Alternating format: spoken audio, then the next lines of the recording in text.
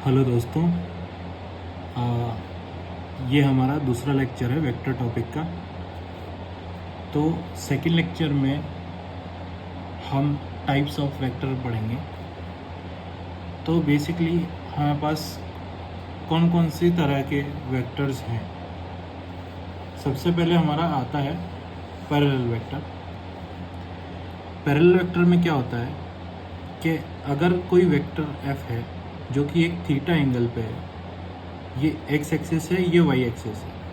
अगर कोई f vector theta angle पे है फ्रॉम x एक्सिस, और अगर एक और वेक्टर थीटा एंगल पे है फ्रॉम x एक्सिस जो कि v वेक्टर है, ये दोनों का एंगल सेम है, तो इस केस में जो वेक्टर f है वो हमारा पैरेलल होगा वेक्टर v के, राइट। दूसरा टाइप का वेक्टर आता है हमारा एंटी पैरेलल वेक्टर।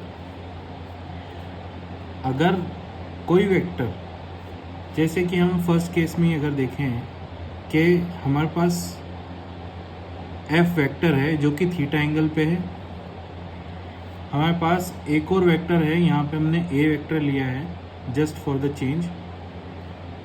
हम यहाँ पे चाहे तो v भी ले सकते थे, बट हमने इस जगह क्या किया है, हमने इस जगह इस वेक्टर का डायरेक्शन रिवर्स कर दिया है as compare to above vector, right. और इसमें हमने इसको एज अ डिफरेंट वेक्टर लिया है जो कि जिसका फिजिकल क्वांटिटी डिफरेंट है, बट उससे हमें भी कोई लेना देना नहीं है।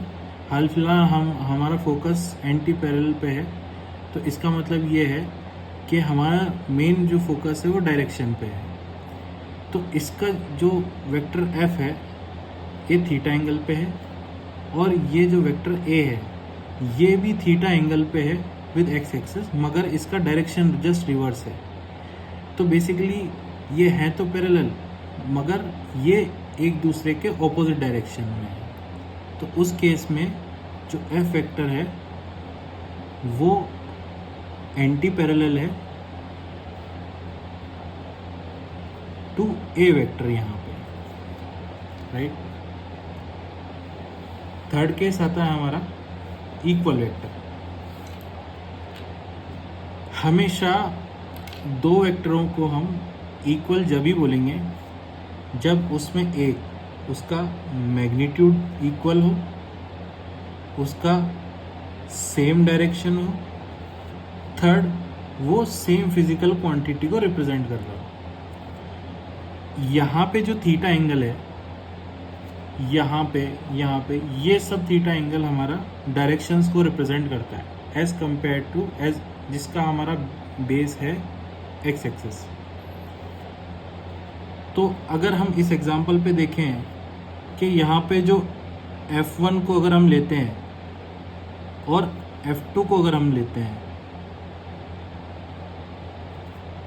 ये दोनों का डायरेक्शन सेम है क्योंकि थीटा एंगल पे है और ऊपर की तरफ है, राइट। तो इनका direction of F1 equal to direction of F2। Second चीज़ लेते हैं मैग्नीट्यूड। तो बेसिकली यहाँ पे इसका जो मैग्नीट्यूड है वो है 20 न्यूटन, और F2 का भी जो मैग्नीट्यूड है वो है 20 न्यूटन। इस केस में भी इन दोनों का मैग्नीट्यूड सेम है। हमारी दो बातें चेक हो गई। अब तीसरी बात है हमारी फिजिकल क्वांटिटी। तीसरी जो प्रॉपर्टी है हमारी फिजिकल क्वांटिटी। ये जो फिजिकल क्वांटिटी है कि ये वेक्टर किस फिजिकल क्वांटिटी को डिनोट कर रहा है। यहाँ पे जो F1 है ये हमारा डिनोट कर रहा है फोर्स को, और हमारा जो F2 है वो भी हमारा डिनोट कर रहा है फोर्स को, राइट। नाउ इस केस में इनकी जो फिजिकल क्वांटिटी है वो भी सेम है। तो हम इससे ये डिराइव कर सकते हैं या ये बोल सकते हैं कि जो F1 वेक्टर है वो हमारा F2 के भी इक्वल है, और सेम चीज़ F3 में भी है तो F3 के भी इक्वल है। F3 का कैसे, F3 का डायरेक्शन भी अपवर्ड्स है, एरो का एरो ऊपर की तरफ जा रहा है, थीटा एंगल पे है, इसका मैग्नीट्यूड भी 20 न्यूटन है और ये भी एक फोर्स को रिप्रेजेंट कर रहा है। मगर अगर हम बात करते हैं इस ए वेक्टर की, इस ए वेक्टर में डायरेक्शन सेम है, राइट, इसका मैग्नीट्यूड अलग है और इसकी फिजिकल क्वांटिटी अलग है, क्योंकि ये एक्सेलरेशन को डिफाइन कर रहा है ए वेक्टर। तो ये हमारा F3, F2 या F1 के इक्वल नहीं है, राइट। अगला हमारा वेक्टर का टाइप है कोप्लेनर वेक्टर। नाउ हमारे पास यहाँ पे एक 3 डायमेंशनल सेटअप है। इस 3 डायमेंशनल सेटअप में हमने एक्स जेड प्लेन को कंसिडर किया है एज ए प्लेन। सो ये हमारा एक्स जेड प्लेन है। अब इस एक्स जेड प्लेन में हमने वेक्टर ए और वेक्टर बी, इन दोनों वेक्टर को हमने इस प्लेन के ऊपर रखा है। तो ये एक सिमिलर एग्जांपल है कि जैसे एक हमारे पास पेपर है, ये पेपर को आप प्लेन कंसिडर कर सकते हैं और इस प्लेन को आप एक वेक्टर कंसिडर कर सकते हैं। तो इस वेक्टर का ओरिएंटेशन इस प्लेन पे कुछ इस तरह है और जो बी वेक्टर है, बी वेक्टर का ओरिएंटेशन इस प्लेन पे कुछ इस तरह है। तो बेसिकली यहाँ पे एक्स जेड प्लेन पे ये दोनों वेक्टर्स जो है ये एक दूसरे के कोप्लेनर वेक्टर्स हैं। वो कैसे? यहाँ पे जो वेक्टर ए है, ये वेक्टर ए हमारा वाई एक्सिस के साथ 90 डिग्री का एंगल बनाता है और जो वेक्टर बी है, वेक्टर बी भी हमारे वाई एक्सिस के साथ 90 डिग्री का एंगल बना रहा है। इस केस में ये दोनों जो वेक्टर हैं वो एक ही प्लेन पे लाई कर रहे हैं। तो इसका मतलब ये है कि ए एंड बी वेक्टर जो है वो कोप्लेनर है। अब हम आगे चलते हैं। हमारा अगला वेक्टर है ज़ीरो वेक्टर। ज़ीरो वेक्टर, इसको हम नल वेक्टर भी बोलते हैं। बेसिकली अगर किसी भी वेक्टर का मैग्नीट्यूड ज़ीरो है तो उस केस में उसका जो डायरेक्शन है वो अनडिफाइंड और वो वेक्टर जो है डायरेक्शन लेस हो जाता है। तो इस केस में उस वेक्टर को हम बोलते हैं ज़ीरो वेक्टर। इसको हम डिफाइन करते हैं